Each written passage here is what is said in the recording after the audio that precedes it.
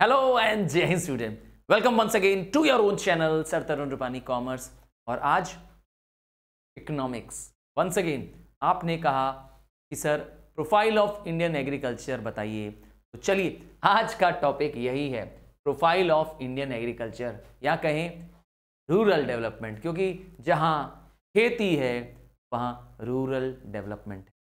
तो आप जानते ही हैं कि एग्रीकल्चर भारत का बैकबोन है। हाँ, इंडियन इकोनॉमी में एग्रीकल्चर का रोल अभी ख़त्म नहीं होने वाला है। और आप अगर फार्मिंग फैमिली से जुड़े हैं तो a big like to you, क्योंकि शायद किसान न होते, ये जो हमारे अन्न देवता न होते, तो मुझे और आपको, जो मैं शहर में रह रहे हैं, उनको शायद फूड ग्रेन्स प्राप्त न होता। तो all thanks to the agriculturist. तो आज का चैप्टर यही है, हमें जानना है एग्रीकल्चर का रोल, और ये चैप्टर एक शॉट में हम पूरा फिनिश कर देंगे। तो रोल ऑफ एग्रीकल्चर, तो किसी भी देश के लिए अगर खेती बाड़ी जहाँ नहीं होती है, कल्पना करिए एक रेगिस्तान वाली कंट्री की, सहारा का कल्पना करिए। हाँ, सहारा नाम की कंट्री है, दूर दूर तक वहाँ खेती बाड़ी नहीं है, लोगों को खाने में कितनी दिक्कत आती होगी। आप कहेंगे सर इंपोर्ट कर लेंगे, बात सही है, इंपोर्ट कर लेंगे, बट हम हमेशा किसी दूसरे पे डिपेंडेंट रहेंगे अपने फूड के लिए। थैंक गॉड हम भारत जैसे इतने पॉपुलेटेड कंट्री में भी फूड ग्रेन्स की आज कमी नहीं है। तो ऑल थैंक्स टू एग्रीकल्चर का रोल। तो एग्रीकल्चर हमारे देश में प्रोग्रेस कर रहा है, और एग्रीकल्चर का progress is the requisite for the growth of economy. मतलब इकोनॉमी की ग्रोथ अगर आप चाहते हैं तो एग्रीकल्चर की ग्रोथ होनी चाहिए। और एग्रीकल्चर डेवलपमेंट हमारे भारत का प्लैंड इकोनॉमिक डेवलपमेंट का एक बहुत इंपॉर्टेंट हिस्सा है। मतलब अगर भारत का विकास होना है तो सिर्फ इंडस्ट्रियों के भरोसे नहीं, एग्रीकल्चर को साथ लेकर के। वैसे मैं एक डाटा से समझा दूं कि इंडिया जैसे देश में आज भी more than 50% of population agriculture पे डिपेंडेंट है, डायरेक्टली हो या इनडायरेक्टली हो। और अगर आप वेस्टर्न कंट्रीज की बात करें, जो सो कॉल्ड डेवलप्ड देश की बात करें, वहां पर हार्डली 5% ऑफ पॉपुलेशन एग्रीकल्चर पे डिपेंडेंट। जस्ट इमेजिन करिए कि भारत आज भी कृषि प्रधान देश है। कह सकता हूं बहुत प्राउडली कि India is an agrarian economy. चलो, तो क्या है इंपॉर्टेंस एग्रीकल्चर का हमारी इकोनॉमी में, आइए कुछ पॉइंट से समझाते हैं। याद रखिएगा, जब तक आप हेडिंग सेम नहीं लिखेंगे और हेडिंग के साथ जो मैंने फैक्ट्स दिए हैं, कुछ नंबर्स दिए हैं, कुछ फिगर्स दिए हैं, सेम नहीं लिखेंगे, आपको फुल मार्क्स नहीं मिलेगा। तो प्लीज हेडिंग याद करिए मेरे साथ जो मैंने दी है, और जो फैक्ट्स नंबर्स लिखे हैं उसको भी याद कर लीजिए। तो सबसे पहला पॉइंट है, क्या इंपॉर्टेंस है एग्रीकल्चर का? एग्रीकल्चर का इंपॉर्टेंस है शेयर इन नेशनल इनकम। हमारे भारत की ग्रॉस डोमेस्टिक इनकम, जो नेशनल इनकम है हमारे देश की, उसका 15% आज भी, बाप रे। हाँ, वैसे आप पूछेंगे सर नेशनल इनकम का 15%, मतलब सोचिए देश में 100 रुपए का सामान पैदा होता है, बनता है, उस 100 में से 15 रुपया कितों से आ रहा है? एग्रीकल्चर से आ रहा है। तो इसका मतलब है आज भी बहुत बड़ा योगदान दे रहा है एग्रीकल्चर। आइए दूसरा इंपॉर्टेंस एग्रीकल्चर का, वो है सोर्स ऑफ एम्प्लॉयमेंट। भारत में आज भी 44%, नंबर याद कर लीजिए, 44% ऑफ द वर्कफोर्स मतलब होता है कामगार, काम जो एक्चुअली इस समय कर रहे हैं लोग, वो आज भी एग्रीकल्चर पर या एग्रीकल्चर से जुड़े एक्टिविटीज पर डिपेंडेंट है। हाँ, ये ईयर है 2017-18। याद रखिएगा, जब आप नंबर लिखें तो साथ में ईयर जरूर बताएं, क्योंकि ये जो 44% है कीप्स ऑन चेंजिंग, तो इसीलिए ईयर बताना बहुत जरूरी है। तीसरा importance, provision of food grain. तो भारत जैसे देश जहां पर पॉपुलेशन बहुत तेजी से बढ़ रही है, हाँ आपको मालूम होना चाहिए कि हमारी जो पॉपुलेशन है वो एवर इंक्रीजिंग है। तो पॉपुलेशन राइजिंग होने के बावजूद भी हमारे पास जो फूड की है वो कमी अभी भी नहीं है। लोग आज भी एक मेजर पोर्शन ऑफ इनकम अपनी किस पे लगा रहे हैं? खाना खरीदने पे लगा रहे हैं, क्योंकि अभी अमीरी इतनी नहीं आई। मतलब लोग फूड है इसीलिए क्या कर पा रहे हैं, सर्वाइव कर पा रहे हैं। तो एग्रीकल्चर ने उनको फूड दिया है, ग्रोइंग पॉपुलेशन को। और क्या कर रही है एग्रीकल्चर, कैसा, क्या इंपॉर्टेंस है एग्रीकल्चर का, सोर्स ऑफ रॉ मटेरियल। बहुत सारी इंडस्ट्रीज हैं जिसको हम कहते हैं एग्रो बेस्ड इंडस्ट्रीज, वो तो डायरेक्टली डिपेंड करती हैं खेतों पे। एग्जाम्पल है, गन्ना ना होता, हाँ भाई, शुगर केन ना होता तो चीनी की मिल का क्या काम होता, है ना पॉइंट। कॉटन ना होता, मतलब रुई ना होती तो टेक्सटाइल मिल का क्या होता। उसी तरह से बहुत सारी इंडस्ट्रीज अपने आउटपुट के लिए भी, अपने मार्केट के लिए भी डिपेंड करती हैं एग्रीकल्चर पे। क्यों, ट्रैक्टर वाले किसको ट्रैक्टर बेचेंगे अगर खेतीबाड़ी ना हो। क्या कहते हैं, टूल्स एंड इक्विपमेंट्स, जो agriculture tools and equipment firm बनाती है, जो पेस्टिसाइड बनाती है कंपनियां, जो फर्टिलाइजर बना रही है, उन कंपनियों का क्या होता अगर खेती ना होती तो इसीलिए इंडस्ट्रीज के लिए मार्केट भी है और इंडस्ट्रीज को रॉ मटेरियल भी देती है, दोनों है एग्रीकल्चर। और क्या इंपॉर्टेंस है, earner of foreign exchange, Bharat को ढेर सारी विदेशी मुद्रा कमा के देने मदद करता है हमारा एग्रीकल्चर। क्योंकि हम टी के लिए वर्ल्ड के लीडर हैं, आपको पता ही होगा। टी, कॉटन, जूट, ये बहुत सारे ऐसे फूड क्रॉप्स, कैश क्रॉप्स हम विदेशों में बेचते हैं और खूब सारी विदेशी मुद्रा कमा लेते हैं, क्योंकि भारत में उपजाऊ भूमि बहुत है। नेक्स्ट है significance of transport, trade and transport. Imagine करिए कि देश में एग्रीकल्चर नहीं है, सोचिए एक भी जगह खेत खलियान नहीं है, तो ये जो रेलवे का नेटवर्क बनाया है, ये जो सड़कों का नेटवर्क बना हुआ है, इसका क्या यूज होगा। क्योंकि जब फूड ग्रेन पैदा ही नहीं हो रहे हैं तो एक प्लेस से दूसरे प्लेस में ले जाने की बहुत जरूरत ही नहीं। देखा, यहीं पे आता है पॉइंट कि एग्रीकल्चर सेक्टर ट्रांसपोर्ट वालों को बहुत सपोर्ट करता है, ट्रेड करने वालों को बहुत सपोर्ट करता है। कितने सारे ट्रेड, कितने सारे ट्रांसपोर्टर्स एग्रीकल्चर से पैसा कमा रहे होंगे, आप इमेजिन करिए। हाँ, बहुत सारे लोगों को बिजनेस मिल रहा है। और इवन सरकार को, सरकार तो खैर मुझे लगता है छप्पड़ फाड़ के कमा रही है, गवा नहीं रही है, कमा रही है एग्रीकल्चर सेक्टर। सरकार खुद भी क्या करती है, एग्रीकल्चर सेक्टर को बहुत मदद करती है। सरकार कैसे कमा रही है, सरकार उनसे लैंड रेवेन्यू ले रही है, सरकार को बहुत सारे फ्रेट के रूप में रेलवेज कमा रही हैं, उससे कमाई हो रही है। सरकार बहुत सारे टैक्सेस लगाती है एग्रीकल्चर प्रोडक्ट्स पे, हाँ भाई, तो उससे कमाई हो रही है। तो इसीलिए एग्रीकल्चर भारत की नींव है, कह सकता हूं बैकबोन है। अब आता है एग्रीकल्चर अगर अच्छा है इतना, तो एग्रीकल्चर वालों को उसके क्रॉप्स का उचित कीमत कौन दिलाएगा जी, एग्रीकल्चर मार्केटिंग दिलाएगी। ये वो प्रोसेस है जहां किसान के आउटपुट का उसे उचित मूल्य मिलने वाला, इसी का नाम है एग्रीकल्चर मार्केटिंग। क्या है आइए, तो एग्रीकल्चर मार्केटिंग क्या है, marketing of produce, agriculture produce involve बहुत सारी एक्टिविटी। एग्रीकल्चर मार्केटिंग में बहुत सारे काम आते हैं, क्या क्या काम आते हैं आइए देखिए। जैसे एग्रीकल्चर मार्केटिंग करने के लिए किसानों का गुड्स का कलेक्शन करना, जो किसान पैदा कर रहे हैं उनको स्टोर करना, उनको ट्रांसपोर्ट करना, मार्केट तक ले जाना, उन गुड्स की ग्रेडिंग करना। ग्रेडिंग मतलब होता है उनको अलग करना, उनकी क्वालिटी, उनके शेप, उनके साइज के हिसाब से उनकी स्टैंडर्डाइजेशन करना और मार्केट पे जाके अच्छी कीमत पे बेचना। ये सारा काम किसका है, एग्रीकल्चर मार्केटिंग का है। जैसे इंडस्ट्रीज वाले करते हैं ना अपने प्रोडक्ट को, हाँ पार्ले जी कंपनी नाम सुना है ना, हाँ बिस्कुट बनाती नहीं है, बना करके, हाँ बनाती नहीं है, मंगवा करके, पैक करा करके, लेबल करके अपनी ब्रांडिंग से बेचती, बनाता कोई और है, नाम ये करती है। तो मार्केटिंग की स्ट्रेटेजी है। उसी तरह से एग्रीकल्चर से आप बनाइए मत, आप खेत मत चलाइए, ये नहीं कह रहे तुम खेती करो, खेतों में जो उग रहा है उसको कलेक्ट करो, कहीं स्टोर करो, उसको प्रोसेस करो, हो सके तो ग्रेड और स्टैंडर्डाइज करो, लेबल लगाओ, अपना ब्रांडिंग लगाओ और बेचो। आशीर्वाद आटा, हाँ आईटीसी का आशीर्वाद आटा, टीवी में उसकी ऐड आती है। क्या आईटीसी कंपनी खेत चला रही है क्या, जवाब है नहीं, वो तो किसानों से बस क्या कर रही है, हाँ बीट खरीद ले रही है, उसको फ्लोर में कन्वर्ट करके कर दे रही है। तो मार्केटिंग का जमाना है आजकल, एग्रीकल्चर मार्केटिंग। तो मार्केटिंग में बहुत कमियां हैं।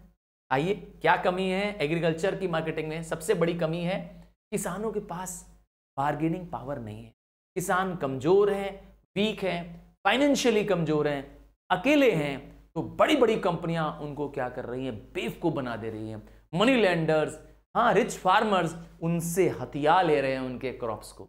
हाँ मैंने सही वर्ड बोला, उनके क्रॉप्स को हथिया ले रहे हैं, उनसे बहुत कम कीमत पर उनसे उनका क्रॉप्स ले रहे हैं, क्योंकि उनके पास बेचारों के पास बार्गेनिंग पावर नहीं है। ये बार्गेनिंग पावर क्या होता है? अरे भाई सौदेबाजी करने का पावर, क्योंकि उन्होंने उधार ले रखा है। जिस मनी लेंडर से, जिस रिच फार्मर से उधार ले रखा है, उसके आगे उनकी चलती नहीं है। औने पौने दाम उन्होंने अपना क्रॉप्स बेच देना होता है। और हमारे मार्केट में एक बहुत बड़ी समस्या है, ढेर सारे मिडिलमैन हैं।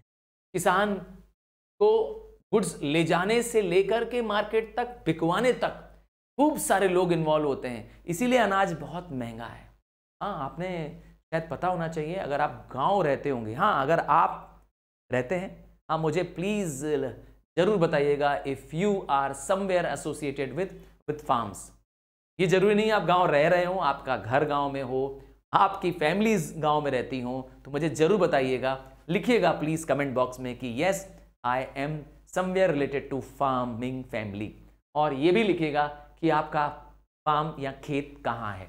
हाँ I have great respect for all the farmers of my country, क्योंकि मैंने बताया वो हमारे अन्नदाता हैं। तो कमेंट बॉक्स में मुझे वेट रहेगा आप लोगों के कमेंट का। मुझे बताइएगा आपका फार्म कहाँ है, अगर है तो यस करिएगा, लिख दीजिएगा प्लीज। तो फार्मर्स को क्या प्रॉब्लम आ रही है? बहुत सारे चेन ऑफ मिडिलमैन हैं, उनके एग्रीकल्चर के प्रोडक्ट को मार्केट में पहुंचाने में बहुत खर्चा लग जा रहा है, क्योंकि जितने लोग इन्वॉल्व होंगे, जैसे wholesale merchant, retail merchant, commission agent, तो जितने ज्यादा लोग होंगे उतने लोग क्या करेंगे, अपने अपने प्रॉफिट मार्जिन रखेंगे, नतीजा चीज दाम महंगी हो जाएगी। आप गांव से जाके चीज खरीद लीजिए डायरेक्ट सीधे किसान से, आपको सस्ती पड़ेगी, पर वही जब बाजार में आ जाएगी दाम बहुत बढ़ चुका हो। एक प्रॉब्लम किसानों के साथ और आती है बेचारों के साथ, वो है डिस्ट्रेस सेल, मतलब परेशानी में बेचना। हमारे फार्मर्स क्या होते हैं, अक्सर क्या होते हैं, गरीबी के कारण, रीपेमेंट का प्रेशर होता है उनके ऊपर, क्योंकि उन्होंने लोन ले रखा होता है, उस लोन के प्रेशर के कारण, और या तो उनके पास होल्डिंग कैपेसिटी नहीं है, रुकने का, यस उनके पास होल्ड करने का, अनाज को रखने का, रोक के संभाल के रखने का कैपेसिटी नहीं है बेचारों के पास, इसीलिए वो जल्दी से जल्दी अपना अनाज यहां हार्वेस्टिंग करते हैं और बेच देते हैं। तो अगर कुछ समय रोक लेते, हाँ कुछ समय अनाज स्टोर कर देते किसी वेयर हाउस में जाकर के, तो शायद उनको बहुत अच्छा प्राइस मिलता, पर वो ऐसा नहीं कर पा रहे हैं, कर रहे हैं तो डिस्ट्रेस सेल, समझ गए ना, अर्थात मजबूरी में सेल, जिस समय उनको प्राइस बहुत बहुत बहुत लो मिलता है। देखा, मेहनत वो कर रहे हैं, मजा कोई और ले जा रहा है। और प्रॉब्लम क्या है? Lack of grading. फार्मर्स हमारे यहाँ ग्रेडिंग में ज्यादा बिलीव नहीं करते, जबकि ग्रेड करने से उनको अपने ही क्रॉप्स का पहले से ज्यादा कीमत मिल जाएगा। सर ये ग्रेडिंग क्या होती है? देखो, ग्रेड का मतलब होता है उसी क्रॉप को क्या करना, हाँ डिफरेंशिएट करना, कौन बेटर क्वालिटी का है, कौन थोड़ा कम बेटर क्वालिटी का है। तो जो बेटर क्वालिटी वाला क्रॉप है उसको हाईयर प्राइस में बेच सकते हैं, ऐसा करते ही नहीं किसी। अरे एग्जांपल दूं, हाँ भाई तुम फल खरीदने गए, देखा कि मैंगो 3 टाइप के रखे हुए हैं। अरे भाई ये मैंगो कितने का है, दुकानदार से पूछा तो बोला भैया 50 रुपए किलो है। जो बगल में रखा है भैया ये वाला कितने का, ये 80 रुपए किलो है, और उसके बगल में रखा है इतने का 100 रुपए का है। तो आपने ध्यान दिया कि जो 100 रुपए वाला था वो ज्यादा फ्रेश दिख रहा था, ज्यादा येलोइश दिख रहा था, ज्यादा उसमें से स्मेल आ रही थी, तो हो गई ग्रेडिंग, हो गई 3 ग्रेडिंग कर दी मैंगो की, तो ज्यादा पैसा मिला ना। उसी को अगर एक भाव में बेचता अगर किसान, तो उससे कम पैसा मिलता। तो किसानों को ये नहीं मालूम है, किसान अपने फूड को, अपने ग्रेन्स को ग्रेड नहीं कर रहे हैं, क्वालिटी के अकॉर्डिंग सेपरेट नहीं कर रहे हैं, और जबकि जो बड़ा मिडिल मैन है, मर्चेंट है, वो इसका फायदा लेता है। वो क्या करता है, किसानों से आउटपुट खरीद लेता है बल्क में और उसकी ग्रेडिंग करवा लेता है, और फिर उसकी अलग अलग पैकिंग करके अलग अलग स्टैंडर्ड के हिसाब से उसका दाम बेचता है, ऊंचे दाम पे। आते malpractices in the unorganised market, क्योंकि हमारा फार्मिंग एक अनऑर्गेनाइज्ड मार्केट है, तो यहाँ बहुत सारी मेल प्रैक्टिस होती है। ट्रेडर्स अंडर वेट कर देते हैं, बोलते कुछ है वेट पर देते कम है उसका, और क्या करते हैं, clandestine fixation of price of the produce, अर्थात कुछ फार्मर्स या कुछ कम्युनिटी ऑफ फार्मर्स मिल करके क्या करते हैं, प्राइस फिक्स कर देते हैं और उसी रेट पे क्या होता है, बाकी सबको क्या होता है, अपना आउटपुट बेचना पड़ता है, कोई उनके आगे टिक नहीं पाता है। या कई बार हमारे मार्केट में बहुत सारे लेवी या चार्जेस लगते हैं, फीस लगते हैं, जो कि हमारे फार्मर्स नहीं भरना चाहते हैं, नहीं भर पाते हैं, इसीलिए वो उनका बहुत नुकसान होता है। और प्रॉब्लम क्या है, स्टोरेज की समस्या। मैंने पहले ही कहा था, फार्मर्स के पास, अरे भाई छोटी तो झोपड़ी में बेचारी रह रहे हैं, है ना, मढ़ैया उसको कहते हैं ना, मढ़ई किसको कहते हैं, बेचारे उसमें स्टोर कहाँ से करेंगे, रहने को तो प्रॉपर उनके पास घर होता नहीं है, तो इसीलिए वेयर हाउस नहीं है उनके पास। अक्सर उनके पास जब आउटपुट तैयार हो जाता है तो उस समय मार्केट में पहले ही बहुत सारे लोग बेचने को खड़े हैं और ये भी बेचने को आ जाता है। इसीलिए मैंने कहा ना, पैसा अच्छा नहीं मिलता है। ट्रांसपोर्ट की फैसिलिटी नहीं है किसानों के पास, छोटे किसान हैं, उनके पास अपनी कोई खुद की ट्रांसपोर्ट फैसिलिटी नहीं है। अगर उनको जाना है तो बैलगाड़ी है उनके पास। अब बैलगाड़ी तो जानते ही हैं, सुभान अल्लाह है, मतलब धीरे धीरे धीरे धीरे, लेट पे लेट, है ना, मंडी पे पहुंचना हो तो, हाँ समझ गया ना, ये प्रॉब्लम आ रही है किसानों के साथ। और प्रॉब्लम क्या है, लैक ऑफ मार्केट नॉलेज।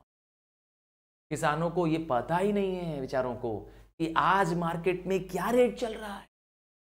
वो नए रेट के हिसाब से सामान बेच ही नहीं रहे, जबकि हर दिन मंडी में क्या हो रहा है, रेट चेंज हो रहा है, रेट फ्लक्चुएट हो रहा है, बेचारों को पता ही नहीं है। तो किसानों को इसका नुकसान भी सहना पड़ता है। जो मंडी के व्यापारी हैं बड़े बड़े, वो किसानों को लूट लेते हैं। अब गवर्नमेंट क्या मेजर ले रही है, इतनी सारी समस्याएं हैं, एग्रीकल्चर मार्केटिंग की देखा ना, ढेर सारी समस्याएं हैं। हमारे किसान इसीलिए गरीब हैं, आपको अब लॉजिक मिल गया होगा, है ना, कि खेती भी अच्छी हो रही है, ग्रीन रेवोल्यूशन भी हो रहा है, फिर भी किसान गरीब है, तो आपको लॉजिक मिल गया था, इतने डिफेक्ट्स थे। अब कैसे सरकार उनकी मदद के लिए आ रही है, अब सरकार ने रेगुलेटेड मार्केट खोल दी है, अर्थात एक ऐसा मार्केट जहां पर खुद किसान मेंबर है। एक ऐसा मार्केट है, रेगुलेटेड मार्केट एक ऐसा मार्केट होता है जहां का खुद का एक प्रॉपर मार्केटिंग सिस्टम है, जो कि एकदम क्लियर कट है। कोई भी आकर के इस मार्केटिंग सिस्टम का, कोई भी फार्मर, मैं कह रहा हूं, कोई भी फार्मर इसका मेंबर बन सकता है। यहाँ पे किसी भी तरह का अनफेयर या अनहेल्दी प्रैक्टिस नहीं होता है इस मार्केट में। इस मार्केट में चार्जेस बहुत ज़्यादा नहीं लगते हैं, जैसे मैंने कहा था ना, लेवी या चार्जेस लगते हैं फार्मर्स को, इस मार्केट में नहीं लगते हैं। यहाँ पे किसानों को भी और कस्टमर्स को भी, दोनों को, किसानों को भी और किसान से जो खरीदने आ रहे हैं, डायरेक्ट दोनों को मिला दिया जाता है। इसका मतलब है किसान अपना प्रोडक्ट डायरेक्टली अपने कस्टमर को बेच सकता है। अधिक पैसे का फायदा जो है वो सीधे किसान को मिलेगा, है कि नहीं है, वरना बीच में मिडिलमैन्स खा जाते थे।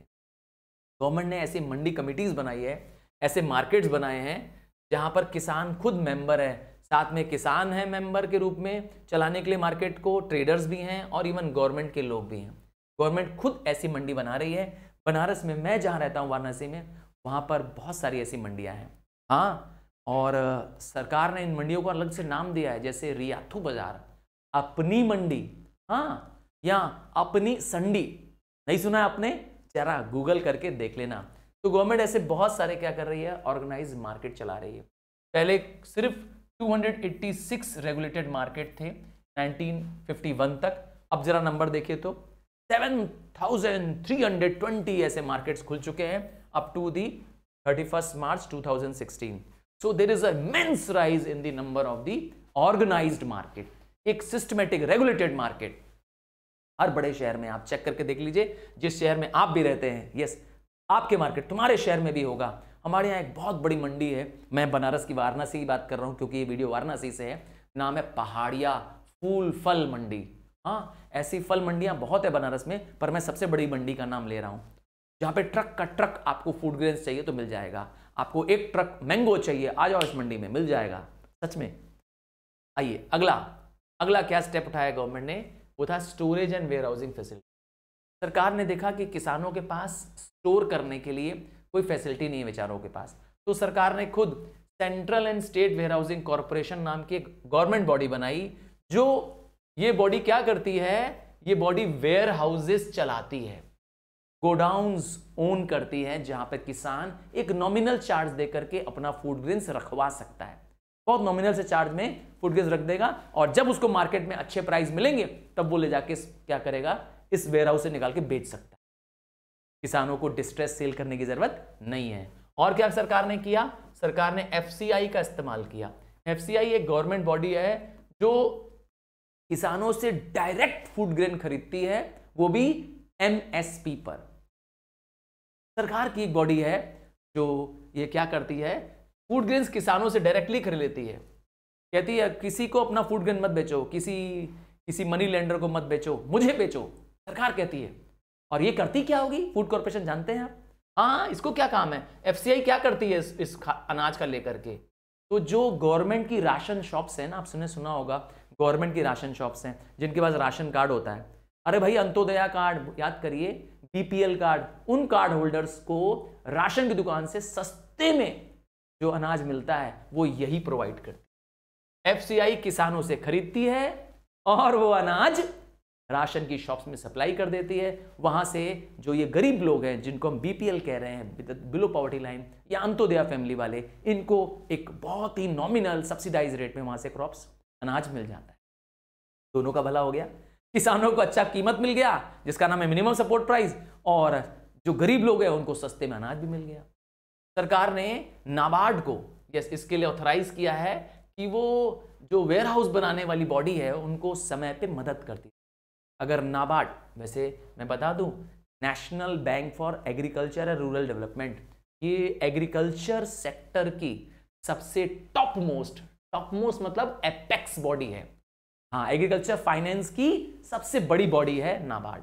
ये क्या करती है, हेल्प करती है वेयर हाउसिंग के लिए, वेयर हाउस बनाने वालों को सपोर्ट करती है, सब्सिडी देती है। हमारे भारत में क्या कैपेसिटी है, 82 मिलियन मैट्रिक टन। ओहो, वेरी गुड। कितनी हमारी क्या है, स्टोरिंग कैपेसिटी, इतना अनाज हम स्टोर कर सकते हैं। वैसे मैं फिगर बता दे रहा हूं, 82 है तो इससे दुगने से ज्यादा हमारी अभी प्रोडक्शन कैपेसिटी भी है, मैं बता दे रहा हूं। हाँ, मोर देन ट्वाइस हमारी इससे प्रोडक्शन कैपेसिटी है। तो अभी और जरूरत है वेयर हाउसिंग की। और क्या किया सरकार ने, मार्केटिंग की समस्या को दूर करने के लिए सरकार ने एक यूनिफॉर्म अर्थात एक फिक्स्ड क्या किया, स्टैंडर्ड एंड वेट मेजर नाम का कानून बनाया, जिससे सरकार ने फिक्स कर दिया कि सबको यही वेट यूज करना है। इसके अलावा कोई और वेट जानते हैं क्या होता है ना, मेजरिंग करने वाला जो लोहे का ऑब्जेक्ट होता है, हाँ, जो तराजू में रखा होता है, उसको वेट कह रहे हैं। उसको सरकार ने फिक्स कर दिया ताकि कोई किसानों के साथ क्या करे, चीटिंग न कर सके। हाँ, कभी कभी आप देखे होंगे कि फूड ग्रेन्स वाले क्या करते हैं, पत्थर रख के कोई चीज वेट कर लेते हैं। तराजू पे एक साइड में पत्थर रख लेते हैं, कुछ भी कहते हैं भैया 1 किलो का पत्थर है या 1 पाव का पत्थर है। ऐसा किया है ना आपके साथ? अब मत लीजिएगा उनसे मत लीजिएगा, बोलेगा पत्थर से नहीं लेंगे, आप असली वाला वेट रखो, ओरिजिनल वाला। तो ये सरकार कर रही है। और क्या किया, सरकार ने फूड ग्रेन्स की ग्रेडिंग और स्टैंडर्डाइजेशन करना शुरू कर दिया। किसानों को हेल्प किया कि वो अपने फूड ग्रेन्स में क्या कर सकते हैं, एगमार्क का निशान लगा सकते हैं। Agmark is the term which means agriculture, agriculture and MARK marketing. तो ये सील उनको लगाने की अनुमति दे दी जो ग्रेडेड गुड्स हैं, जिनका मतलब है कि ये बहुत अच्छी क्वालिटी के प्रोडक्ट हैं। अब वो चाहे कुछ भी हो सकते हैं, वो राइस हो सकती है, टी हो सकती है, कॉफी हो सकती है, सारे फूड ग्रेन्स को एग मार्क लगाने की अनुमति सरकार की ये बॉडी देने को तैयार है। ठीक है ना, सरकार ने ग्रेडिंग के लिए बॉडी बनाई है, नाम है एग मार्क। और क्या किया है, मार्केट की जानकारी किसानों के पास नहीं, तो जितने डिफेक्ट्स देख रहे हैं सबका सरकार सोल्यूशन दे रही है। सरकार ने टाइमली एंड करेक्ट इंफॉर्मेशन पहुंचाने के लिए बहुत सारे तरीके निकाले हैं। जैसे सरकार ने टाइमली एंड करेक्ट इंफॉर्मेशन देने के लिए सेल प्राइस क्या चल रहा है ना, मार्केट में क्या डाटा चल रही है, वो सब जानकारी देती है। कैसे देती है, मीडिया के थ्रू देती है, दैट मीन्स रेडियो के थ्रू, किसान चैनल होगा, आपको पता होना चाहिए, किसान टीवी है, पता नहीं आपको मालूम है कि नहीं है, सच में 24 घंटे चलने वाला एक टेलीविजन का नाम है, जिसपे कोई भी किसान अपनी सारी प्रॉब्लम्स को देख करके अपनी फार्मिंग कर सकता है। न्यूज़पेपर्स में आता है, मार्केट की सारी जानकारी आती है कि आज का भाव क्या है फूड ग्रेन्स का। सच में आपने नहीं देखा, जैसे गोल्ड का भाव आता है वैसे फूड ग्रेन्स का भाव आता है, कॉटन का भाव आता है, सिल्क का भाव, रोज का रोज क्या डेट चेंज हो रही है सब आता है। किसान अब क्या करेंगे, इसको पढ़ करके बेवकूफ नहीं बनेंगे, अब उनके साथ चीटिंग नहीं कर सकते। और सरकार ने क्या बनाया है, नाम बनाया है सरकार। अरे भाई, नाम मतलब वो पॉपुलैरिटी वाला नाम नहीं, बल्कि नेशनल एग्रीकल्चर मार्केट। ये क्या है, ये अभी करंट जो गवर्नमेंट है, एनडीए गवर्नमेंट है, इन्होंने बताया है। ये एक तरीके का मार्केट है जो ई मार्केट है। क्या, ई मार्केट है, एक इलेक्ट्रॉनिक मार्केट है जिसमें किसान अपने प्रोडक्ट को इलेक्ट्रॉनिकली किसी भी रीजन में बेच सकता है। ये एक तरह का होलसेल मार्केट है। क्या? होलसेल मार्केट है जो बम्पर यस आउटपुट किसान अगर उगाया, अब उसे बेचने के लिए कहीं जाने की जरूरत नहीं है, ऑनलाइन ही ई मार्केट के थ्रू यस इलेक्ट्रॉनिकली वो सामान बेच सकता है। हाँ, याद रखिएगा ये गवर्नमेंट द्वारा कंट्रोल्ड है, ये एक नेशनल प्लेटफॉर्म है। और सरकार क्या कर रही है? सरकार ने एक बॉडी बनाई है जिसका नाम है फूड कॉर्पोरेशन ऑफ इंडिया। ये भी, हाँ, इसके बारे में पहले ही बता चुका हूं, ये भी अनाज परचेज करती है, स्टोर करती है और इवन सेल करती है। इसके पास पूरा पावर है किसानों से डायरेक्ट फूड ग्रेन्स खरीदने का। किसानों को किसी भी और को बेचने की जरूरत नहीं है, वो चाहे डायरेक्टली इसको बेच सकते हैं, कोई डिस्ट्रेस सेल करने की जरूरत नहीं है। तो बहुत सारे सॉल्यूशंस दे दिए गवर्नमेंट ने, है ना, मार्केटिंग की समस्याओं को दूर करने के लिए। एक तरीका और भी है मार्केटिंग की समस्या को दूर करने का, कि किसान सारे एकजुट हो जाए, पूल कर लें। हाँ भाई, अगर छोटे छोटे किसान हैं, मान लो किसी के खेत में 100 क्विंटल वीट उग रहा है, किसी के खेत में 50 क्विंटल उग रहा है, किसी के खेत में 200 क्विंटल वीट उग रहा है, तो ये सब जो किसान हैं, जो छोटे छोटे किसान हैं, मिल जाएं तो सोचिए कितनी ताकत बन जाएंगे, और मिल के मार्केट में जाकर के क्या करें, अपना प्रोडक्ट बेचें। हाँ, तब इनको बहुत अच्छा प्राइस मिलेगा। इसी का नाम रखा गया है कोऑपरेटिव मार्केटिंग। मतलब स्मॉल मीडियम फार्मर्स मिल जाएं और अपने सारे सरप्लस प्रोड्यूस को ये क्या करें, मिल करके जाए मार्केट में बेचने।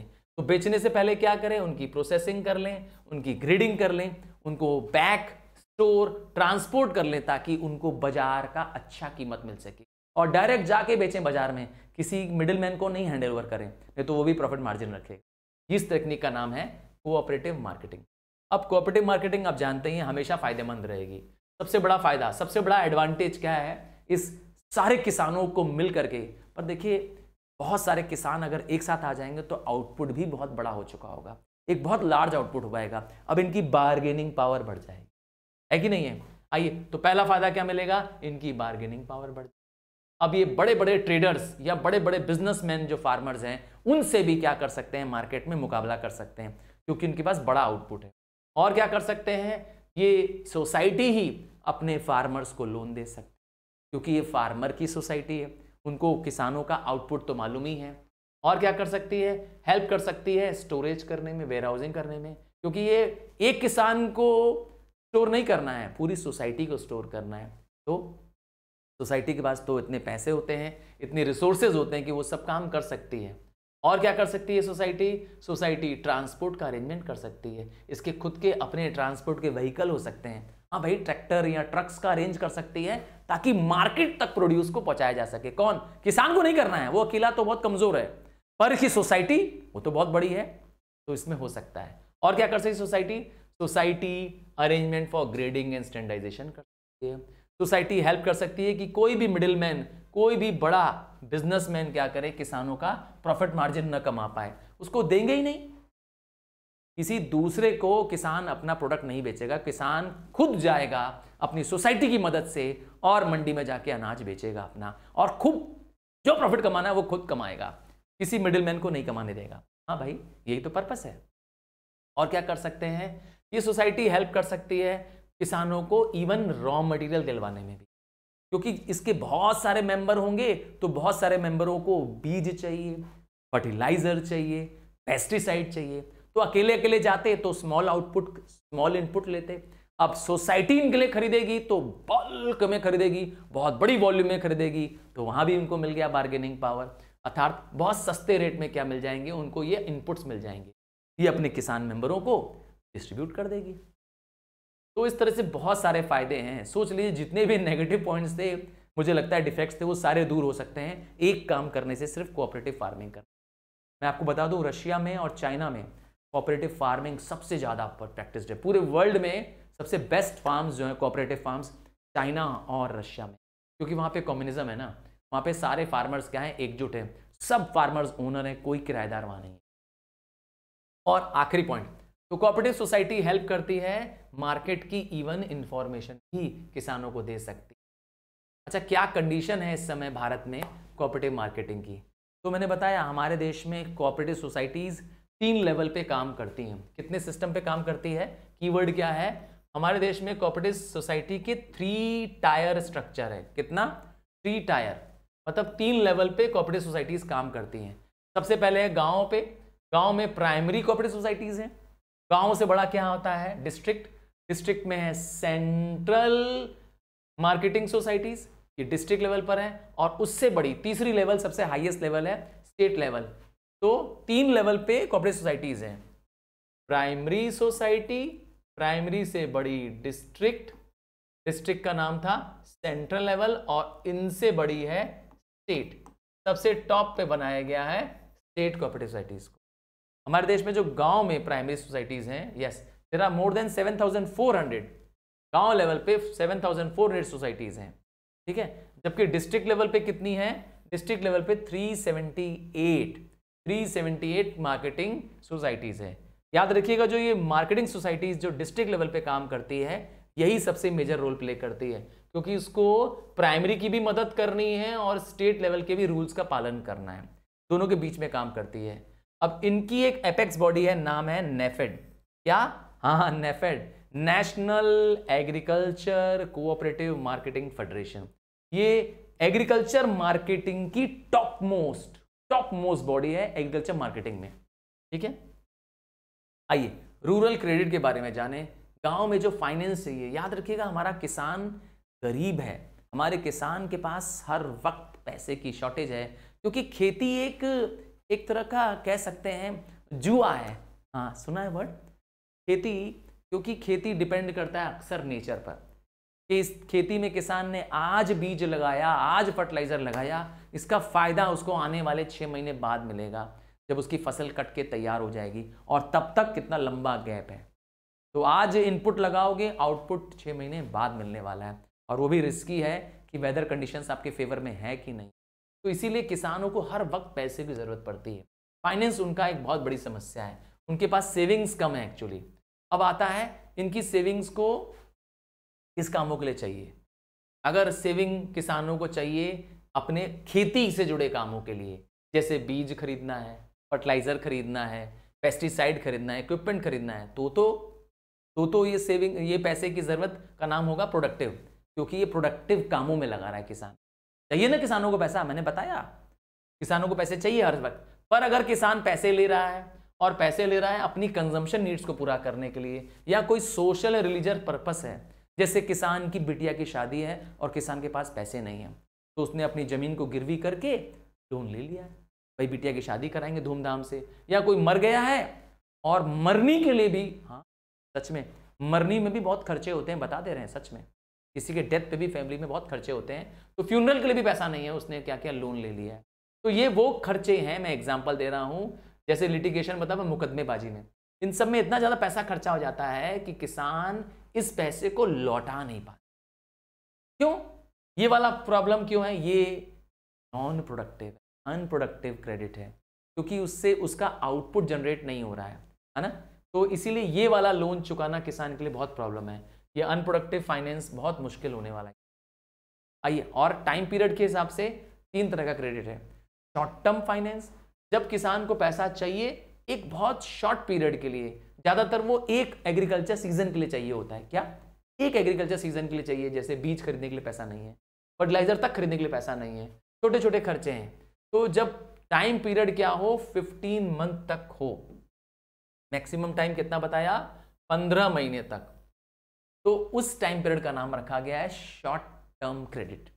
ठीक है, शॉर्ट टर्म क्रेडिट 15 महीने तक के लिए होगा, ये शॉर्ट टर्म नीड्स को पूरा करने के लिए होता है। जैसे मैंने एग्जांपल दिया, रेंट पे करना है, वेजेस पे करना है, फर्टिलाइजर, इक्विपमेंट्स खरीदने हैं छोटे मोटे, उन सब के लिए चाहिए। जबकि इससे बड़ा टाइम होता है मीडियम टर्म। मीडियम टर्म में टाइम 15 महीने से 5 साल तक। इस समय किसान क्या कर सकता है, जो फंड लेता है उससे कुछ फिक्स्ड असेट्स भी खरीद सकता है। हाँ, कुछ फिक्स्ड असेट भी खरीद सकता है, कुछ चेंजेस करा सकता है। जैसे एग्जांपल है कि कोई फार्म एनिमल परचेज कर सकता है, लैंड में कोई इंप्रूवमेंट करा सकता है, रिपेयर ऑफ वेल करा सकता है, कुछ ऐसे खर्चे जिसका बेनिफिट वो और लंबे पीरियड तक ले सकता है। इसीलिए उसका नाम है medium term. Time period maximum कितना है इसके लिए, 5 साल।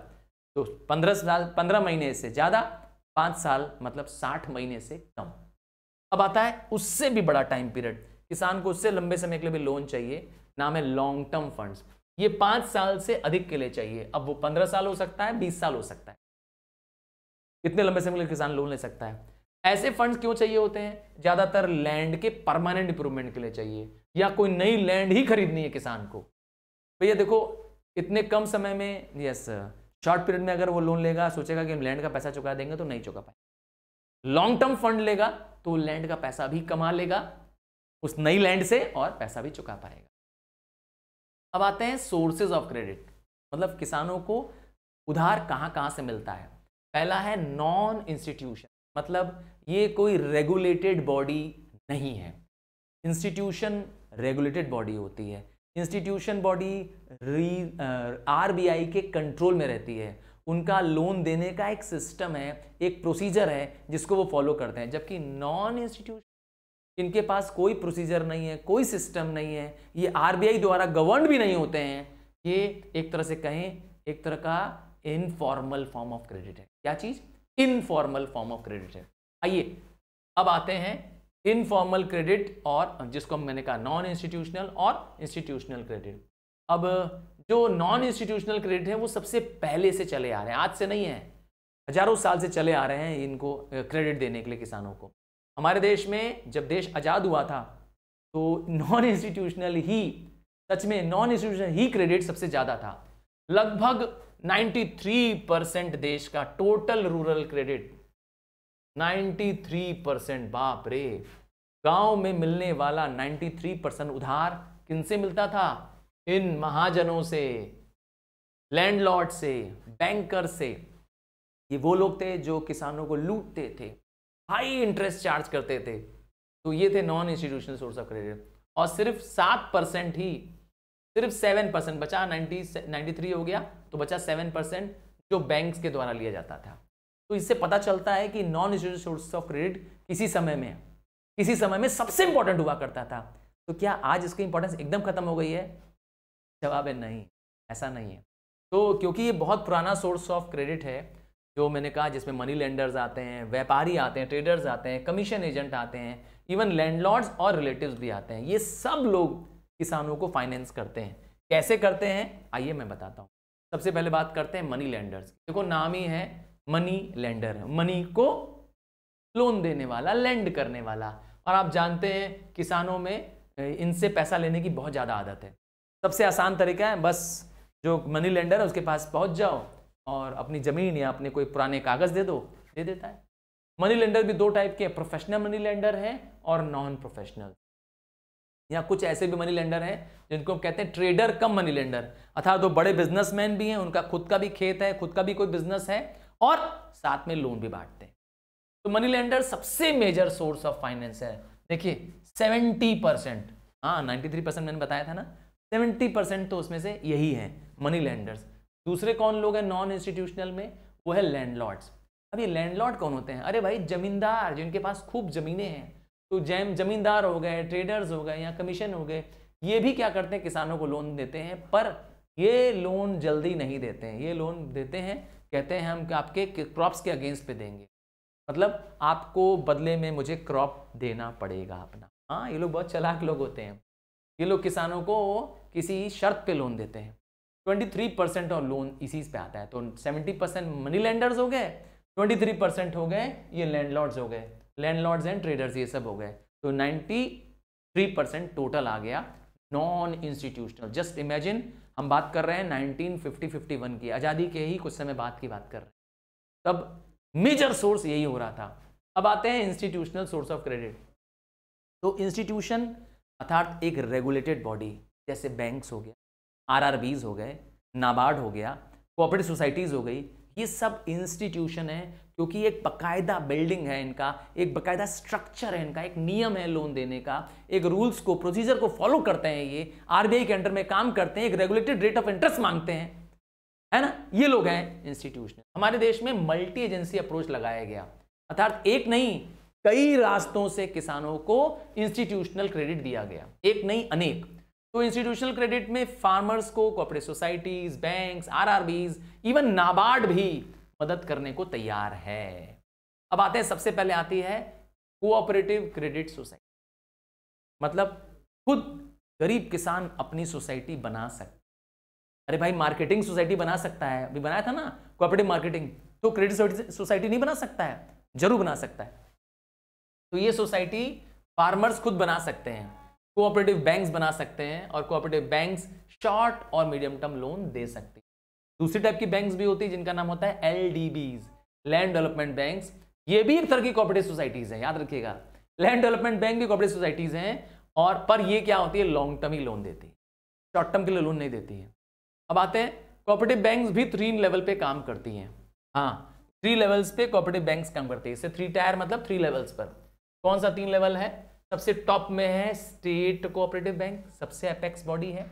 उसके नीचे आता है district cooperative banks, district level पे काम आता है। और तीसरा आता है विलेज लेवल पे काम करता है, नाम है प्राइमरी एग्रीकल्चर कोऑपरेटिव। सबसे टॉप में कौन है? State cooperative banks, state level पर है, हर स्टेट में टॉप में बैठा होगा। इसके नीचे है डिस्ट्रिक्ट सेंट्रल कोऑपरेटिव बैंक, ठीक है, डिस्ट्रिक्ट भी नाम है या सेंट्रल भी नाम है। और तीसरा इनके नीचे कौन है? इनके नीचे है प्राइमरी, जो कि विलेज लेवल पे काम करते हैं, प्राइमरी एग्रीकल्चर क्रेडिट सोसाइटीज। तो 3 लेवल पे काम हो रहा है, याद रखिएगा। अब आता है नाबार्ड की, जब बात करते हैं तो नाबार्ड क्या करता है? इन सबको फाइनेंस करता है। हाँ, इन सबको फाइनेंस करता है। इसमें से स्टेट, जो कि एपेक्स बॉडी है, जो कि टॉप बॉडी है, ये क्या करता है? इनको लोन देता है, एंड फर्दर ये किसको देते हैं? प्राइमरी को। सीक्वेंस में चलता है, क्योंकि टॉप मोस्ट बॉडी ये है। अच्छा, इनको पैसा कहां से मिलता है? इनको गवर्नमेंट ग्रांट से मिलता है पैसा। इनको पैसा कहां से मिलता है? स्टेट कोऑपरेटिव बॉडीज को। तो इनको गवर्नमेंट ग्रांट से मिलता है या नाबार्ड इनको देता है। आइए अब बात करते हैं एक और कोऑपरेटिव सोसाइटी। मैंने बताया ये लॉन्ग टर्म लोन देती है, ये भी एक कोऑपरेटिव बैंक है, नाम है लैंड डेवलपमेंट बैंक। बट खास बात क्या है कि ये जब किसानों को लोन देती है तो उनकी लैंड को अपने पास क्या करती है? एज अ गिरवी, एज अ मॉर्गेज रखवा लेती है। इसीलिए इसका नाम लैंड मॉर्गेज बैंक भी है, लैंड गिरवी बैंक भी है। इसीलिए मॉर्गेज मतलब गिरवी करना। हाँ भाई, अगर आपने लोन लेने के अगेंस्ट में कोई वस्तु, कोई असेट अपना बैंक को जमा कर दिया, बैंक के नाम कर दिया कि मैं न चुकाऊं तो तुम ले लेना, इसका नाम है मॉर्गेज। तो लैंड मॉर्गेज बैंक के किसानों की जमीन रख लेती है। तो ये 2 टायर पे अर्थात 2 लेवल्स पे काम करती है। एलडीबीज 2 लेवल पे काम करती है। पहला है सेंट्रल लैंड डेवलपमेंट बैंक, ये स्टेट लेवल पर है, और दूसरी है primary land development bank, district level पे। इसका मतलब है यहाँ पर विलेज लेवल नहीं है, समझ गए ना? 2 लेवल है, स्टेट लेवल और डिस्ट्रिक्ट लेवल, बस ये 2 लेवल है। इनको फंड्स कहाँ से आता है? इनको फंड्स इनके बॉन्ड्स बेचने से आता है। इनके पास फंड कहाँ से आएगा लोन देने के लिए?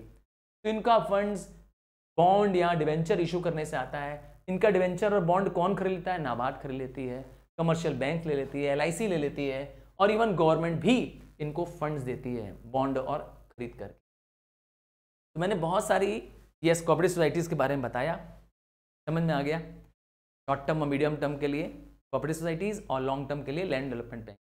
इतना सब हो गया तो क्या इंप्रूवमेंट आया, आओ देखें। तो कोऑपरेटिव सोसाइटीज ने बहुत तेजी से प्रोग्रेस किया है। 1951 से 52 के आसपास जो कोऑपरेटिव सोसाइटीज थी उनमें और आज में बहुत अंतर है। नंबर आप देख सकते हैं, पहले हार्डली 25 करोड़ तक सिर्फ क्या करते थे? वो लोन बांटते थे। आज इसकी संख्या 1,52,340 करोड़ है, जो कि आप इमेंस नंबर देख रहे हैं। तो इतना होने के बावजूद क्या समस्या खत्म हो गई? नहीं। कोऑपरेटिव क्रेडिट सोसाइटीज में आज भी प्रॉब्लम है। क्या प्रॉब्लम है कोऑपरेटिव क्रेडिट वालों के साथ? सबसे पहला है, अभी भी कवरेज पूरा एंटायर कंट्री में, अर्थात अभी इसको और फैलना है।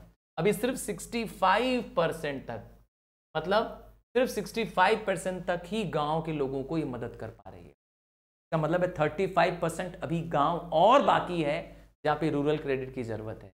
और बड़ी समस्या है इम्बैलेंस। कुछ रीजन्स ऐसे हैं जहां पर लोन बहुत अच्छे से बांटा जा रहा है, जहां पर ये बहुत अच्छे से काम कर रही हैं ये कोऑपरेटिव सोसाइटीज। वो ज़्यादातर ये 8 बड़े स्टेट्स हैं, आप इन स्टेट्स का नाम भी जानते हैं, ये वैसे ही रिच स्टेट्स हैं, आप जानते ही हैं, गुजरात हो गया, महाराष्ट्र हो गया, तमिलनाडु, आंध्र प्रदेश, कर्नाटका, पंजाब।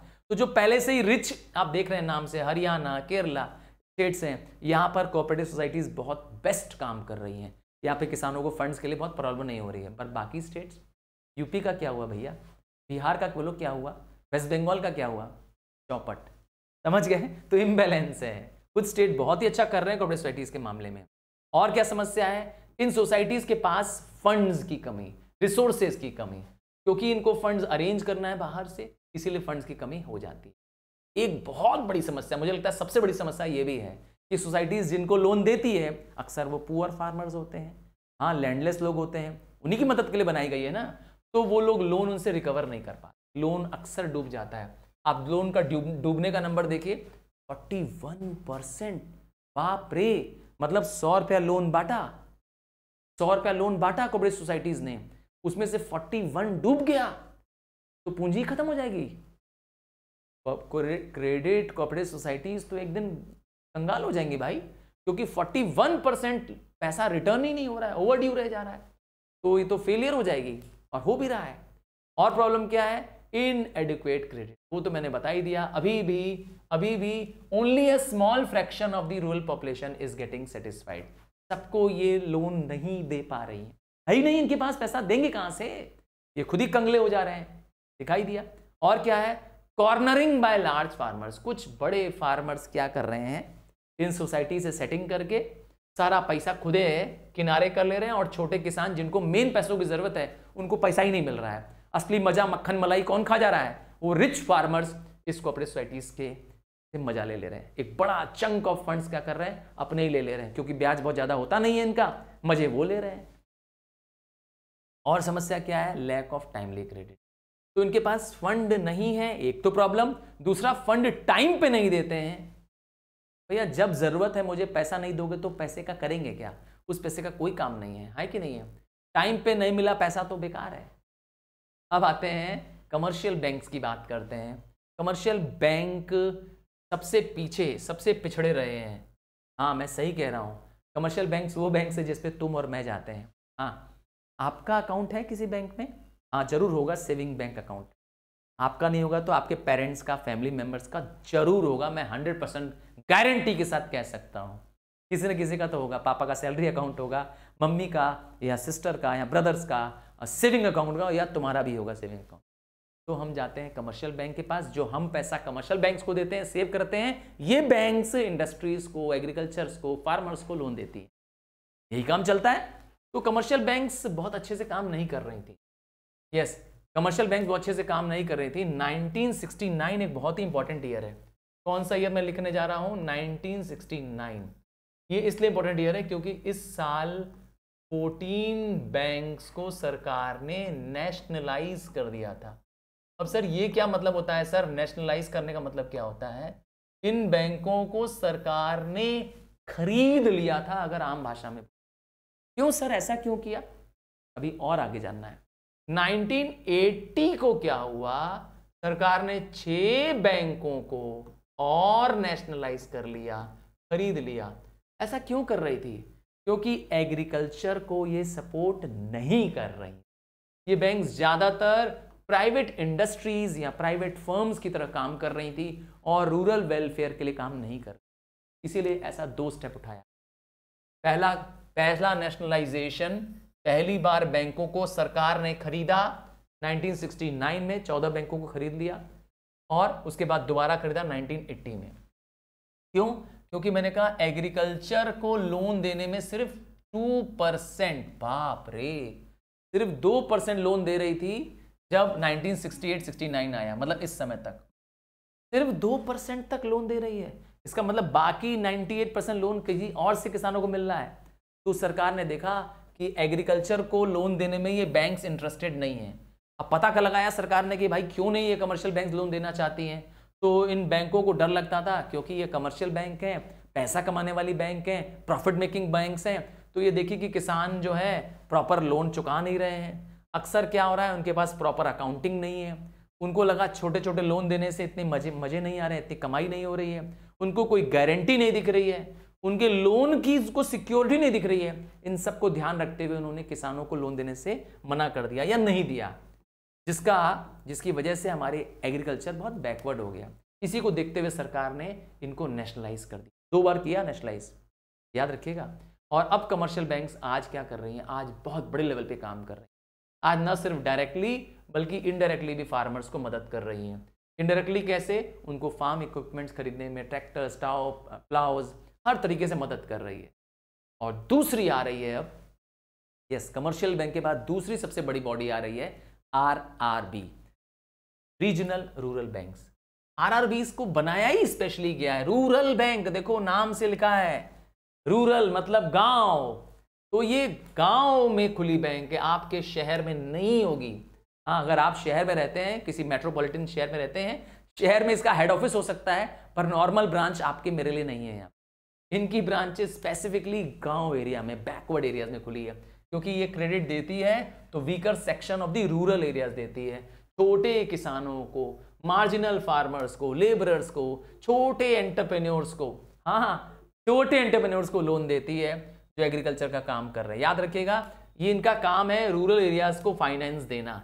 इनको कई बार बोला गया है स्मॉल मैन बैंक, हाँ भाई, छोटे आदमी का बैंक, क्योंकि आम आदमी इसमें क्या कर सकता है, अकाउंट खुलवा सकता है, लोन ले सकता है। इनका मेन मकसद है क्रेडिट देना to agriculturist at a very low cost, सबसे लोएस्ट कॉस्ट में क्या करना, किसानों को लोन देना। जानते हैं इनको भी, यस, RRBs को भी शेड्यूल्ड कमर्शियल बैंक्स का दर्जा दिया गया है, अर्थात ये भी कमर्शियल बैंक की तरह काम करती हैं। बस अंतर ये है कि इनका मेन मकसद है वीकर सेक्शन को ही मदद करना, शहरों में काम नहीं करती है। अक्सर ये लोन देती है तो बाजार से कम रेट ऑफ इंटरेस्ट में देती है। हाँ, 1982 में, हाँ, RRBs की संख्या जो है वो अब बढ़ करके 21,000, उस फिगर को नहीं, इस फिगर को देख लीजिए, 21,850 ब्रांचेस हैं। क्या कोई एक RRB का आप नाम मुझे बता सकते हैं? मैं नाम दे दूं, मेरे आसपास है, मेरे वाराणसी के रूरल एरियाज में है काशी गोमती संयुक्त ग्रामीण बैंक। अगर आप वाराणसी या आसपास के यूपी के रीजन में होंगे, आपने इसका नाम जरूर सुना होगा, ये एक RRB है। आपको अब एक RRB का नाम बताना है। यस, आप खोजिए आपके आसपास जो रूरल बेल्ट है वहां कौन सी ऐसी RRB है, रीजनल रूरल बैंक, आपको बताना है उसका नाम। तो ये बहुत कमाल की बैंक्स हैं, ये बेहद मदद करती हैं किसानों को। They have done a commendable job in primary objective, क्योंकि वीकर सेक्शन के लिए ही बनाई गई है, और मैंने बताया ना, ग्रामीण एरिया के लिए ही बनाई गई है। और खास बात क्या है, इनका लोन बाजार से कम रेट पे होता है, इवन बैंकों से भी सस्ता है। तो अब RRBs की भी कुछ परेशानी है क्या? सिर्फ अच्छाइयाँ हो सकती है RRB की? नहीं, कुछ प्रॉब्लम तो होगी ना RRB में। आइए बुराइयाँ बताएं RRB की। बुराई ये है कि RRBs have low earning capacity, RRB के पास प्रॉफिट मार्जिन कम है, RRBs को लो कॉस्ट लोन देने में प्रॉब्लम्स आ रही। तो अच्छाइयाँ तो थी, मैंने बताया, अब बुराइयाँ भी आ गई। बुराई और क्या है, RRBs भी अपना लोन रिकवर नहीं कर पा रही हैं। अक्सर इनका लोन डिफॉल्ट बहुत हाई है, मतलब किसान पैसा ले रहा है, छोटा और गरीब व्यापारी इनसे लोन ले रहा है और ये समस्या आ रही है। और ये बैंक के जो ऑपरेशन मेथड्स होते हैं, प्रोसीजर्स होते हैं, वो पूरा फॉलो नहीं कर पा रही हैं। इनको ये जो प्रोसीजर है बैंक का वो नहीं कर पा रहे हैं पूरा। अब आता है एक नया तरीका, आजकल एक नया तरीका चल रहा है, बड़ा कॉमन चल रहा है, नाम है SHGs। ये सेल्फ हेल्प ग्रुप है, ये गांव के ही लोग हैं, कुछ ही लोग हैं जो फाइनेंशियल इंटरमीडिएरीज की तरह काम करते हैं। कैसे? इसमें 10 से 20 लोग क्या हो जाते हैं, मिल जाते हैं स्वेच्छा से। इमेजिन करिए 10 से 20 दोस्त हैं और रोज मिलते हैं और आपस में क्या करते हैं, डिस्कस करते हैं, यार पैसों की बड़ी दिक्कत है। तो सिर्फ दिक्कत है चर्चा नहीं करते हैं, बल्कि क्या करते हैं, कुछ पैसा पूल कर देते हैं, भले 5-5 रुपया, 10-10 रुपया, जो भी मिनिमम अमाउंट है इसको जमा करते हैं। तो 10 से 20 लोग क्या करते हैं, वॉलेंटरली आते हैं और रेगुलरली क्या करते हैं, पैसा सेविंग पूल करते हैं, जमा करते हैं कॉमन फंड में। और क्या होता है, इस पैसे से क्या करते हैं, अपने ही मेंबर्स को, जो 20 मेंबर हैं, इनको समय समय पे लोन दिया जा सकता है, इन मनी से इनको लोन दिया जा सकता है। इसी का नाम है सेल्फ हेल्प ग्रुप, अपनी मदद करने वाला ग्रुप। पैसों से अपनी मदद कर रहा है, किसी के आगे हाथ नहीं फैलाना है। गांव में चाहिए डाइवर्सिफिकेशन, हिंदी बोले तो विविधता। अब सिर्फ खेतों में क्रॉप नहीं उगाना है, बल्कि कुछ नए तरीकों से खेती से आमदनी बढ़ानी है। इसी का नाम रखा गया है डाइवर्सिफिकेशन। अपने रिसोर्सेज को, किसानों के पास जो रिसोर्सेज है, लैंड है, लेबर है, कैपिटल, इक्विपमेंट है, उनको कुछ नए एक्टिविटीज में ले जाना है। कहां ले जाना है? कुछ नए कामों में। अब नए काम क्या कर सकते हैं? नए तरह के क्रॉप्स उगा सकते हैं, जानवर पाल सकते हैं, पशु पाल सकते हैं, पोल्ट्री फार्मिंग कर सकते हैं। इसी का नाम रखा गया है डाइवर्सिफिकेशन। सर क्यों डाइवर्सिफिकेशन? क्यों? क्योंकि किसानों को एडिशनली कुछ और सोर्सेज ऑफ रेवेन्यू या इनकम सोचना पड़ेगा। किसी वजह से एग्रीकल्चर नहीं चला तो कोई बात नहीं, एग्रीकल्चर नहीं चला तो उनके पास दूसरे रास्ते होंगे अब इनकम कमाने के। तो डाइवर्सिफिकेशन को दो तरीके से देखा जाएगा। पहला है diversification of crop production. Crop ही उगाएंगे पर क्रॉप को नए तरीके से उगाएंगे, जैसे क्रॉपिंग का पैटर्न चेंज कर देंगे, जैसे मल्टीपल क्रॉपिंग करेंगे। और दूसरा क्या करेंगे? Diversification of crop production activity. मतलब अब सिर्फ एग्रीकल्चर का काम नहीं करेंगे, सिर्फ खेतीबाड़ी का काम नहीं करेंगे, उससे जुड़े कुछ और काम, अलाइड एक्टिविटीज करेंगे। जैसे मैंने कहा, एनिमल्स पालेंगे, गाय, भैंस, बकरी पालेंगे, मुर्गियां पालेंगे, अंडे मिलेंगे मुर्गियों से ढेर सारे, और अंडों से ढेर सारी मुर्गियां, और उनसे ढेर सारे अंडे। पोल्ट्री फार्मिंग का मजा लेंगे, और या तो हॉर्टिकल्चर करेंगे। ये तरीकों से भी किसानों की इनकम बढ़े। हॉर्टिकल्चर, अरे भाई, फलों के पेड़ लगाना, फ्लावर्स के पेड़ लगाना, उस पर बड़ी कमाई है। सिर्फ क्रॉप बेचने में कमाई नहीं है। हाँ, तो diversification during the green revolution. तो हमारे देश में ग्रीन रेवोल्यूशन आया। ग्रीन रेवोल्यूशन 1950-60s के बीच में, हाँ, मैक्सिको में सबसे पहले आया था green revolution. Father of green revolution is doctor Norman Borlaug. हाँ, वर्ल्ड में सबसे पहले हाई यील्डिंग सीड्स को डेवलप करने वाले साइंटिस्ट का नाम है। इंडिया के फादर ऑफ ग्रीन रेवोल्यूशन तुमको बताना है। हाँ, आपको गूगल करना है, सर्च करना है, मुझे बताइए। मैं हर एक आपके रिप्लाई का, सच में आपके हर एक रिप्लाई का पर्सनली जवाब दूंगा। इसीलिए गूगल करने के बाद भी मिल जाए तो मुझे जरूर बताइएगा। Father of Indian green revolution. तो ये हरित क्रांति है क्या? Bumper, yes, drastic increase in the production of food grains. Bharat में चमत्कार हो गया 1950-60s के दौर पे। एक ऐसा समय जब देश में फूड ग्रेन्स की कमी थी, हमारी आबादी के लिए फूड ग्रेन्स नहीं था, हमें फूड ग्रेन्स इंपोर्ट करना पड़ता था। पर 60-70s के बाद जब ग्रीन रेवोल्यूशन आया, अचानक अनाज का प्रोडक्शन कई गुना बढ़ गया। इतना हो गया हमारा पास अनाज की आज हमारी पॉपुलेशन, जो कि 135 करोड़ प्लस है इस समय करंटली, उससे ज्यादा आज हमारे पास फूड ग्रेन्स है। आज भी हमारे पास फूड ग्रेन्स की कमी नहीं है। तो ऑल थैंक्स टू हरित क्रांति, ग्रीन रेवोल्यूशन। तो इसी को ग्रीन रेवोल्यूशन में हुआ क्या? फूड ग्रेन्स को ग्रो करने के लिए नई एग्रीकल्चर टेक्निक लगाई गई। इसके बहुत सारे नाम हैं, जैसे पैकेज अप्रोच भी इसका नाम है। इसका नाम है मॉडर्न एग्रीकल्चर टेक्नोलॉजी, और या तो सीड, फर्टिलाइजर, वाटर टेक्नोलॉजी। तो हुआ क्या इसमें? किसानों को कहा गया कि वो HYV सीड, जिसको मिरेकल सीड्स भी बोलते हैं। कौन सा seed? Miracle, high yielding variety seeds. इनको यूज करने के लिए कहा गया। किसानों को फर्टिलाइजर्स दिए गए सस्ते दामों में, पेस्टिसाइड दिए गए, अच्छे से पानी, अच्छे से बिजली दिया गया, ताकि किसानों की उसी सॉइल में प्रोडक्शन कई गुना बढ़ जाए। और ऐसा ही हुआ। सच में फूड ग्रेन्स का प्रोडक्शन कई गुना बढ़ गया और देश में फूड की समस्या खत्म। क्या इंपैक्ट था ग्रीन रेवोल्यूशन का? आओ बताते हैं।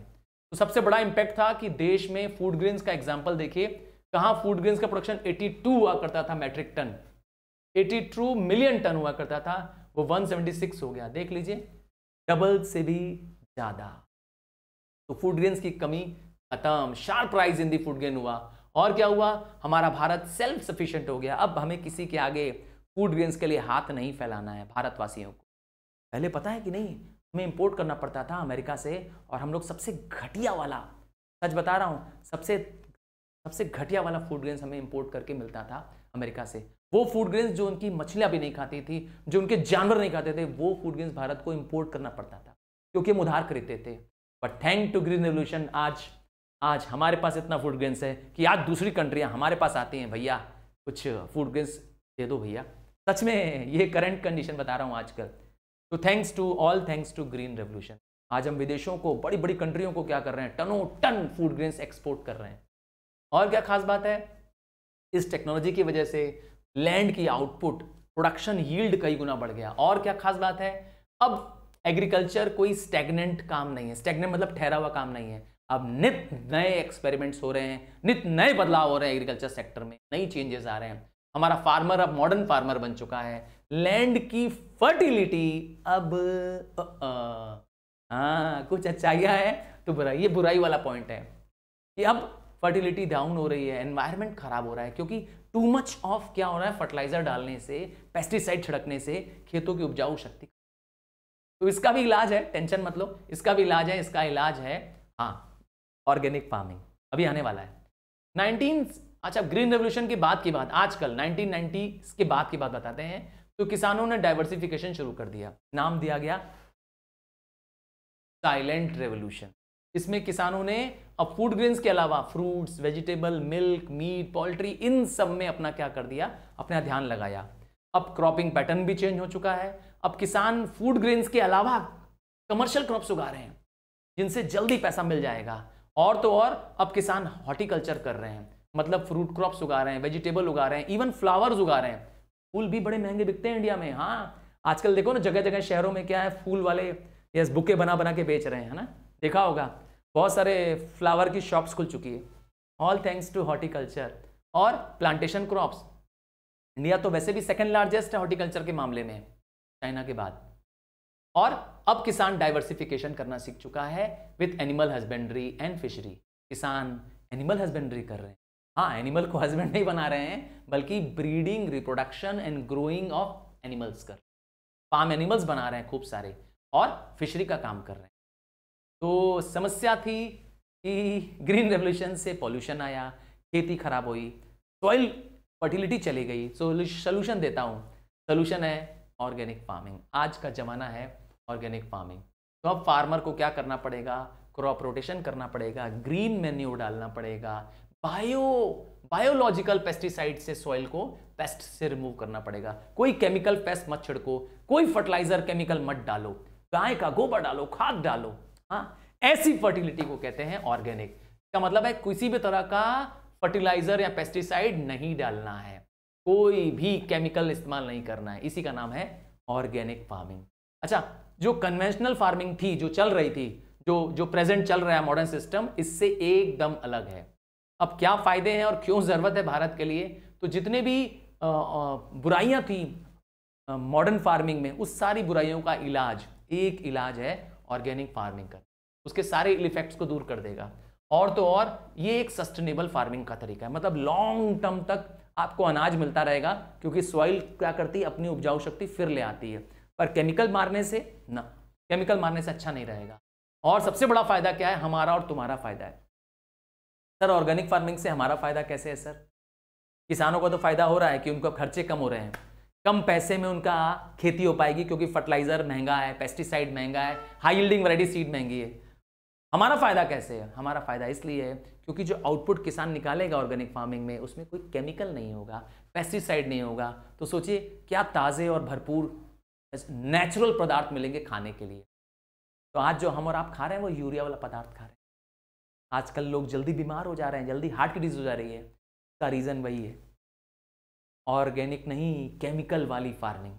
तो सारे बेनिफिट्स हैं, ठीक है। और बेनिफिट्स क्या है, आइए देखिए बेनिफिट्स क्या है। मैंने कहा एनवायरनमेंट खराब नहीं होगा, मैंने बता ही दिया। ऑर्गेनिक फार्मिंग से एनवायरनमेंट हमारा पॉल्यूट नहीं होगा, क्योंकि हम कोई केमिकल नहीं छिड़कने वाले हैं। ऑर्गेनिक फार्मिंग से हेल्दी एंड न्यूट्रिशनल फूड मिलेगा। इसीलिए अब बाजार में जाइए, कभी स्पेंसर गए हैं आप, किसी हाइपर मार्केट में जाइए, तो वहाँ पे ऑर्गेनिक फ्रूट्स, ऑर्गेनिक वेजिटेबल्स मिल रहे हैं, चेक करके देखिएगा।